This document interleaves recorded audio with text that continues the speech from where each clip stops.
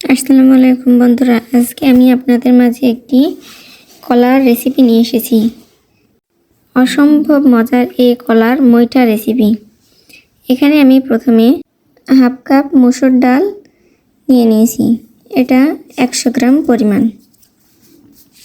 এটাকে আমি পানি দিয়ে 1 ঘন্টা ভিজিয়ে রাখবো। আপনার হাতে যদি সময় থাকে 2 ঘন্টা ভিজিয়ে রাখবেন।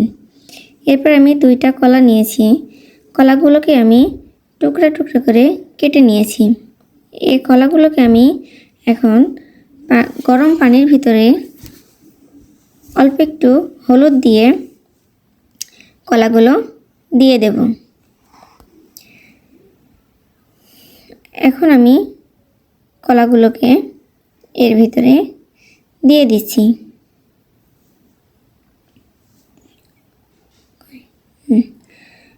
কলাগুলোকে আমি ভালোভাবে সিদ্ধ করে নেব। এই পর্যায়ে আমি কলাগুলোকে ঢাকনা দিয়ে ঢেকে দেব যতক্ষণ না আমার কলাগুলো সিদ্ধ হয়ে আসে।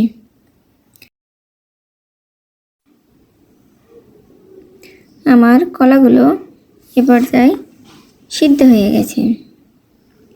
এখন আমি যে মসুরের ডালগুলোকে ভালো করে ধুয়ে নিয়েছি। অফ ক্যামেরায় আমি মসুর ডালটাকে পেস্ট তৈরি করে নিয়েছি। এবার কলাগুলোকে আমি ছাড়িয়ে নিচ্ছি। খোসাগুলো খুব সহজেই ছেড়ে যাচ্ছে। এবার ভালোভাবে কলাগুলোকে আমি মুছে নিচ্ছি।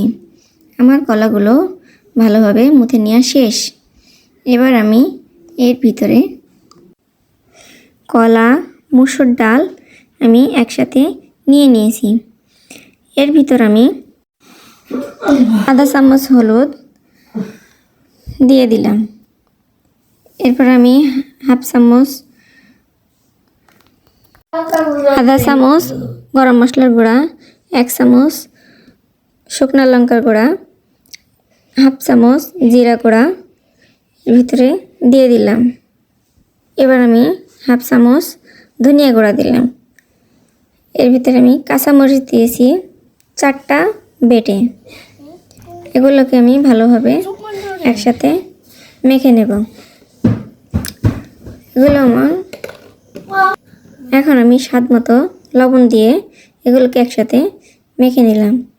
এ পর্যায়ে আমি হাফ চামচ চিনি, 2 চামচ বেসন দিয়ে ভালোভাবে এটাকে মেখে নিচ্ছি।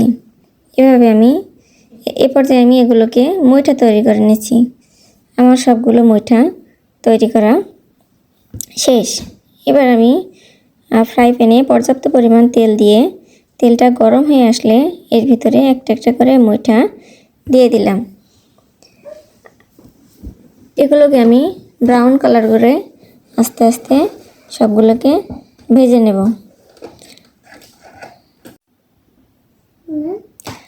আমার এই মইঠাটা ভাজা শেষ। এটা আমি এই পর্যায়ে তুলে নেব। এই মইঠাগুলোকে আমি এখন তুলে নিচ্ছি।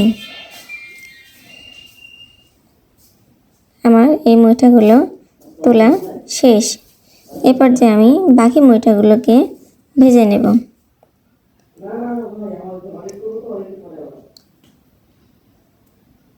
মইঠাগুলোকে মিডিয়াম টু লো হিটে ভাজতে হবে, তাহলে মইঠাগুলো ভিতরটাও মচমচে হয়ে যাবে এবং খেতেও ভালো লাগবে।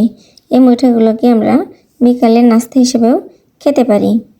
আমার সকল মইঠাগুলো ভাজা শেষ। আমি এবার মইঠাগুলোকে তুলে নিচ্ছি। আমার মইঠাগুলোকে আমি তুলে নিচ্ছি। মইঠাগুলো আমার সব ভাজা শেষ। এখন আমি এর ভিতরে 2টা মাঝারি আকারের আলু ভালোভাবে ধুয়ে পরিষ্কার করে এগুলোকে ভেজে নিচ্ছি।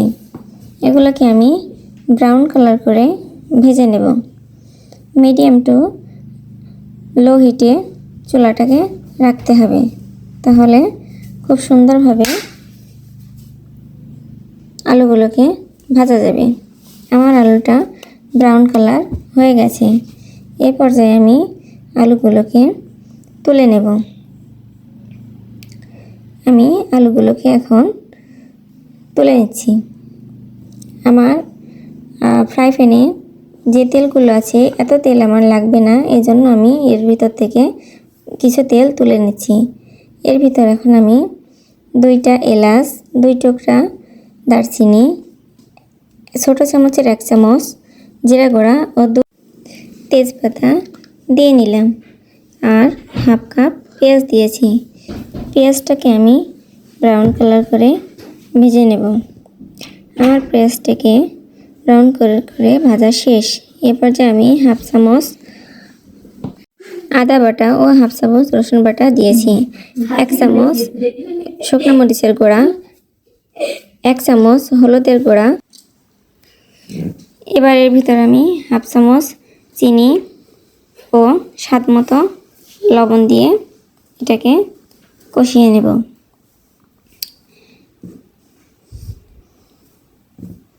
এখন আমি এর ভিতরে 2 চা চামচ টমেটো সস দিয়ে দিচ্ছি। টমেটো সসটা দিয়ে আমি মশলাগুলোকে ভালোভাবে কষিয়ে নিচ্ছি। এর ভিতর আমি এখন সামান্য পরিমাণ পানি দিয়ে মশলাটাকে কষিয়ে নেব। মশলা কষানো মানেই উপরের তেলটা উপরে চলে আসলে মশলাটাকে কষানো হয়ে যায়। এখন আমার মশলাটা কষানো শেষ। এর ভিতরে আমি ভাজা আলুগুলো দিয়ে কষিয়ে নিচ্ছি। আলুগুলোকে আমি 2 মিনিট কষিয়ে নেব। 2 মিনিট কষা হয়ে গেলে এর ভিতরে আমি 2 কাপ পানি দিচ্ছি। এটা 2 কাপ পানি দিয়ে পানিটা যে সময় বলক আসবে, পানিটা বলক আসলে আমি এর ভিতরে একটা মইঠাগুলো দিয়ে দেব। এখন আমার পানিটা বলক চলে এসেছে। এর ভিতরে আমি মইঠাগুলোকে দিয়ে দিচ্ছি।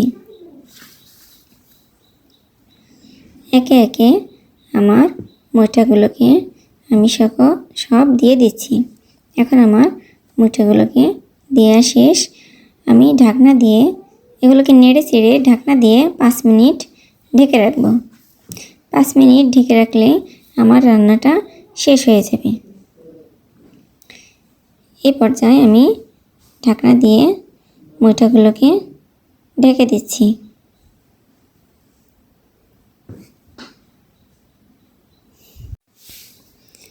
5 মিনিট হয়ে গেছে, আমার রান্নাটা শেষ। এখন আমি আপনাদের মাঝে আমার রান্নাটাকে পরিবেশন করে দেখাবো। দেখুন, আমার আলুটাও খুব সুন্দর মতো সিদ্ধ হয়ে গেছে। রান্নাটা পুরোপুরি শেষ হয়ে গেছে। এখন আমি আপনাদের মাঝে আমার রান্নাটাকে পরিবেশন করে দেখাবো। দেখুন বন্ধুরা, আমার রান্নাটা কত সুন্দর হয়েছে। যদি আপনাদের কাছে আমার এই রান্নাটা ভালো লেগে থাকে অবশ্যই লাইক, কমেন্ট এবং শেয়ার করবেন ও বেল আইকনটি বাজিয়ে দেবেন। আর সাবস্ক্রাইব করতে ভুলবেন না। অবশ্যই কমেন্টে জানাবেন আমার রান্নাটা কেমন হয়েছে। আসসালামু আলাইকুম।